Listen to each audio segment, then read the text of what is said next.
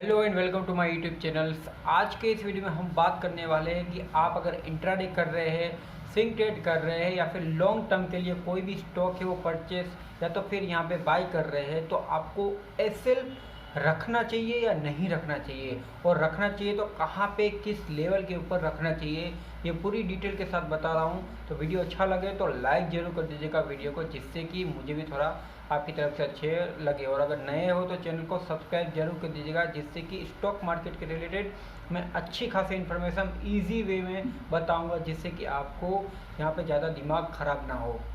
तो चलिए शुरू करते हैं धीरे धीरे, जिससे कि आपको दिमाग में बैठ जाए। सबसे पहले बात कर लेते हैं यहाँ पे इंट्राडे की। लोगों को एक ही दिन में करोड़पति बनना है, स्टॉक मार्केट में आते ही लगा देते हैं, आंख मूंद के लगा देते हैं, कुछ पता नहीं करना है, कुछ करना नहीं है, बस ऐसे वो लालच है। मैं भी जब स्टार्टिंग में आया था बस ऐसे ही किया था, लालच क्योंकि इतनी ख़राब होती है कि उसके आगे कुछ दिखता ही नहीं। बस 5 मिनट में डीमेट अकाउंट खोला, उसके बाद जैसे ही खुल गया अकाउंट, सुबह 9:15 का टाइम देख लिया, सोच लिया आज तो मैं लगाऊंगा। चलो स्टार्टिंग में एक दो स्टॉक में उसको लॉस भी हो गए, तो सोचने लगा कि वो तो अभी यहाँ पे नया नया है, इसलिए एक दो स्टॉक में यहाँ पे लॉस हो गया, कोई बात दिक्कत नहीं है, फिर 2-3 दिन उसे अच्छा प्रॉफिट हो सकता है, तो उसे लगने लगेगा कि मैं तो स्टॉक मार्केट का राजा हूँ। तो वो सोचता नहीं है। स्टार्टिंग में जब वो छोटा छोटा स्टॉप लॉस लगाता है, जैसे कि कोई स्टॉक होता है, फॉर एग्जांपल के लिए ले लेता हूँ, मैंने टीसीएस का कॉल ही दिया था अभी थोड़े दिन पहले इंट्राडे में, जो कि 3460 के करीब मैंने दिया हुआ था, ठीक है।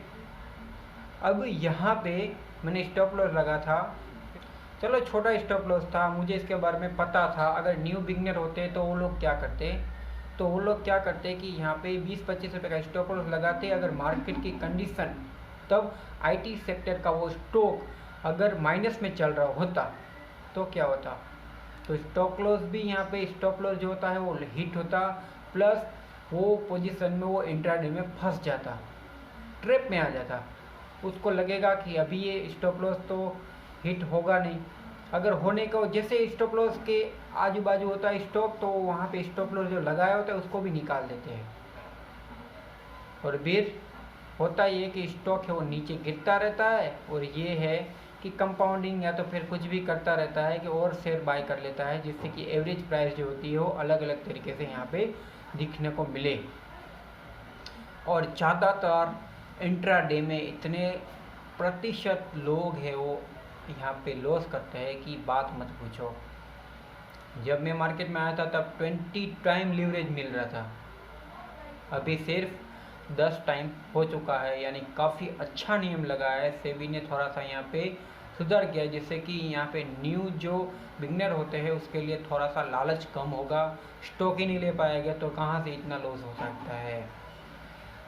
जितनी छोटी कैपिटल होती है, जैसे 50,000 के लाख, तो वो तो यहाँ पे अगर 20 टाइम के ऊपर होता तो आप सोच सकते हैं कि इंटरडे में पूरा लॉस हो जाता। तो मैं बताना चाहता हूँ कि स्टॉप लॉस कहाँ लगाते हैं। कभी भी सुबह 9:15 या 9:20 के ऊपर स्टॉक को बाय नहीं करना चाहिए, क्योंकि प्रीवियस डे के शाम को यहाँ पे बोला जा सकता है मार्केट के टाइम के साथ 3 बजे लोग बीटीएसटी कोई भी स्टॉक में बाइंग ज़्यादा करते हैं, जैसे स्टॉक के ऊपर डिपेंडिंग करता है। तो वो सुबह सुबह जल्दी से यहाँ पे 9:15 9:17 या फिर प्रीवियस सीजन में प्रे ओपनिंग यानी 9:10 के ऊपर ही एक सेलिंग का प्रेशर बना देते हैं स्टॉक के ऊपर, यानी मार्केट में सेलर और बायर दोनों ही यहाँ पे 5 से 10 मिनट घूमते रहते हैं, यानी स्टॉक की वोलेटिलिटी अलग अलग तरीके से घूमती रहती है। आप बाय करोगे तो नीचे जाएगा, सेल करोगे तो ऊपर जाएगा, सिर्फ 10 मिनट के लिए। उसके बाद उसमें लिक्विडिटी बनना चालू होती है, स्टॉक को जहाँ जाना है वो वहाँ पे जाएगा, न्यूज़ बेस के ऊपर काम करेगा, क्वार्टरली रिजल्ट के बेस के ऊपर काम करेगा, कंपनी कुछ करना चाहती है तो इस हिसाब से स्टॉक काम करेगा, फिर उसमें एक वॉल्यूम बनेगा और धीरे धीरे जो स्टॉक है वो अपनी सही दिशा में जाना चालू करेगा 9:20 या 9:25 के बाद। इसलिए ये ध्यान रखना। अब यहाँ पे तुम 9:25 के बाद अगर कोई स्टॉक लेते हो तो ऐसा नहीं है कि डायरेक्टली तुम लिए और प्रॉफिट हो गया। कभी कभार ऐसा होता है, लेकिन ज़्यादातर मामलों में ये होता है कि स्टॉक है वो नीचे के साइड तुरंत आ जाता है और स्टॉप लॉस हमेशा वहाँ रखना चाहिए।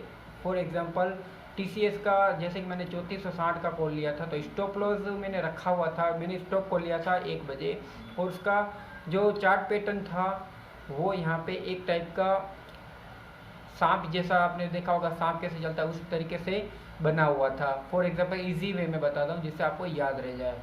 तो वहाँ पे जो उसके लोअर में जो बनाया जाता है, जिसे लोअर हाई बनाया जाता है, हायर हाई और लोअर हाई, ये जो होता है ना वो सपोर्ट एरियाज होता है। अगर उस सपोर्ट एरिया को अगर वो क्रॉस करता है ना, आपको भयंकर वहाँ पे वो स्टॉक गिरता हुआ नजर आएगा। उससे पहले वो वहाँ पे एक बार ट्राई करेगा, टेस्ट करेगा, रीटेस्ट करेगा। अगर ऊपर भी जाना होगा तो वहाँ पे एक बार जरूर आएगा। कभी भी ये देख लेना आप कि स्टॉक है वो ऊपर तुरंत नहीं जाएगा। अगर उसे 5% बढ़ना है तो एक बार तो नीचे प्रेशर में आएगा ही, जिससे कि जो बिगनर होते हैं, जो लालच से भरे हुए होते हैं, जो स्टॉप लॉस होता है उसका स्टॉप लॉस हिट करके जाएगा। मार्केट को पता है आपने कहाँ पे स्टॉप लॉस लगाया है, लेकिन कमाते वो है जो हायर लोअर पे यहाँ पे बाय करते हैं। यानी उसके जो हायर हाई पे ऊपर जो न्यू बिगनर होते हैं वो हायर हाई, जो स्टॉक होता है ऊपर होता है वहाँ बाय करते हैं और नीचे होते हैं वहाँ सेल करते हैं। जो सीखे हुए होते हैं वो नीचे बाय करते हैं और ऊपर सेल करते हैं, जिस वजह से यहाँ पे स्टॉक मार्केट में वो लोग पैसा बनाते हैं और न्यू लोग हैं वो कमाते हैं। इसीलिए बोलता हूँ कि अगर न्यू बिगनर है तो पैसा है वो स्किल, जिसने स्किल प्राप्त की है उसके पास जाएगा। बाकी अगर न्यू है तो आपके जो पैसा है वो भी मार्केट लेके चला जाएगा।